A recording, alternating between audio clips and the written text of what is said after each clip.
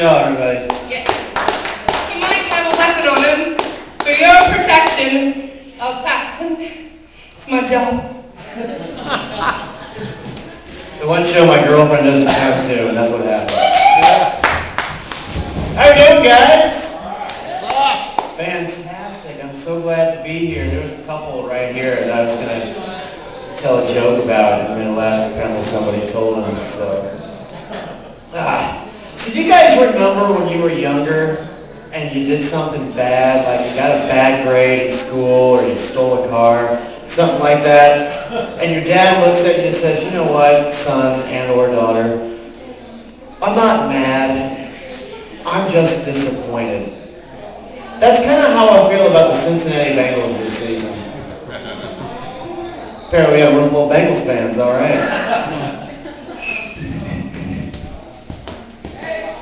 So we had to keep it clean today because apparently there were kids in here, so we had to turn it into family entertainment. Yes, family entertainment. I can't have a family because I can't stand family entertainment. You guys seen the commercials for the new VeggieTales movies? You guys know what VeggieTales are? Anybody? Yeah? I can't stand that. I can't watch that. For me, if I want to see a cucumber talking to me about Jesus, I'll just take a shot of acid and go down to Kroger. I don't need to pay $10 to see that. I'll get it from Ray because he's not taking it. So I'm on the internet. How about you guys? You guys on the internet? You folks on the MySpace? On the Facebook? Are you on? Who's on Friendster? Anybody on Friendster? Does anybody know what that is anymore?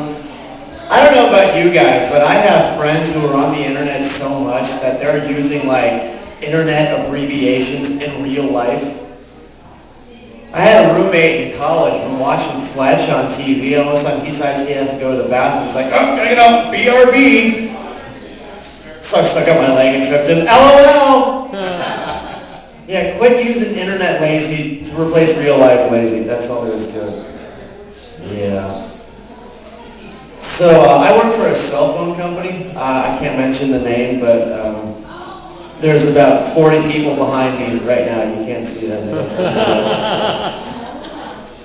Working with cell phones all day, I realized that there is a time and a place to use your cell phone, and there's a time and place to not use your cell phone. Let me explain. Have you guys ever had the Baconator from Wendy's? Yeah. Okay, this is all going to come back. Trust me on this. Right. So yeah, the bacon, it's like 8 pounds of beef topped with bacon. It's a great sandwich, but you're going to be on the John for 2 hours afterwards. So I'm on the John for 2 hours, right? And I'm at work, and there's this guy in the stall next to me, and his phone rings, and he answers it. That is not the time to answer your cell phone. I do not want to be on the other end of that phone call. You know who he was calling? Actually, I'm sorry. Let me take that back. He didn't answer his phone. He called somebody while he was on the phone. Ironically, he was actually calling his plumber. This is a true story. It's just like, you better, he's asking how to get his plumbing installed. It's like, you better hurry up and get over here. Yeah. So Kimmy was talking about politics. You guys following this race? I'm not. I'm nonplussed. I don't know. It's either I'm getting old or cynical or all the candidates suck. I can't quite decide. Yes, they do. Somebody was telling me about how diverse the Democratic lineup is. You know, I don't know. It's like, oh, instead of a middle-aged white guy telling us what we want to hear and making promises he won't keep, it's either a black guy, a woman, or a Mexican guy telling us what we want to hear and making promises he won't keep. I don't think that's diverse. It's all the same old stuff. Just because your dad's from Africa or you have a vagina doesn't make any different from anybody else running that.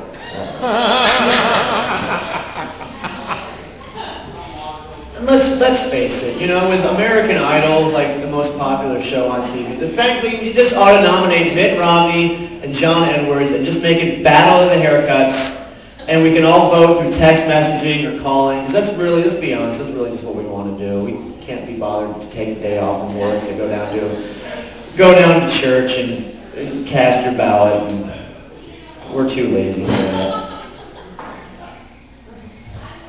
Cool. So I was talking about, no I wasn't. I was about to talk about the women I've dated, and are there any married people here, by the way, other than Michelle and her top husband? Are there any divorced people here? Let me get to that right now. Divorced people? Yes! Half the comics in this room were divorced or impending divorces. I don't know if that says something about us or not, but I was with my ex-wife for 5 years before we got divorced, and then we were only married for 10 months. Yeah, you know what's really funny about that? She left me for a guy she met in a Harry Potter internet chat room. Yeah, so thanks for laughing at that. I appreciate it. I knew it wasn't going to last, though. You know it's bad when, the day after you're going through all the wedding presents and everything, and you're adding up all the money, and in the back of your head you're tallying up how much of that you need to save for the divorce lawyer 10 months down the road. That's not a good sign. But when we got divorced, we had to split up all our presents.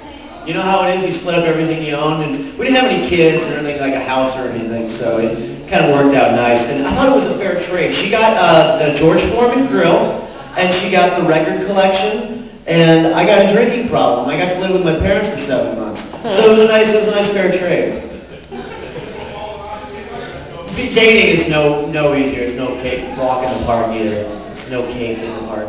That's what I was about to say. That's going on the t-shirt. It's no cake in the park. I've dated so many crazy women, so many women with issues.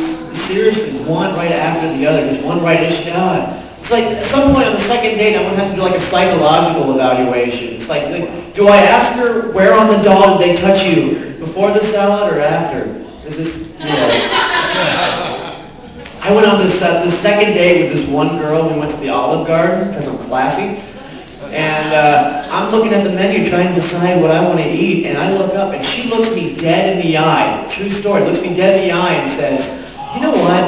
I really don't want to do a meal. On the second date! I had the exact same reaction, too. I'm looking at the menu going, honey, I don't think they have that here. I met my ex-wife when I was in college. Did you ladies go to college? You college graduates? Yeah, I went to Iowa State University for 3 years. Why is that funny? It's not just you guys. Every time I tell people I used to live in Iowa, it gets laughter. I'm just going to have to do a whole joke. That's it. I'm from Iowa. Good night. All right. I only went for 3 years and I didn't graduate, and people always ask me, why didn't you graduate? I don't want to tell them the real reason. It's embarrassing. So I give them the old line, I left to pursue other interests. When frankly, this Iowa State University just wanted to pursue other students is really what it boiled down to. Students who would go to class, sober, dressed, that kind of thing. But what I did realize while I was in school is that I do like sports because, well, look at me. Okay, I was skinnier as a kid than I am now, all right? I'm obviously not in the World's Strongest Man competition with those guys from Sweden. All the guys in the World's Strongest Man competition are always from like Iceland or Finland or something. I'm putting that in the water. But there was a huge boxing match like last month. Did you guys watch this? No? Apparently nobody else has either. I'm watching this and I was like shocked. I'm like, is there still boxing? It's like after Mike Tyson stopped boxing, I figured they were just done with it. It's like, remember John Ritter? He had that TV show and then he died? And then you found out they're still doing the TV show? It's like, all right.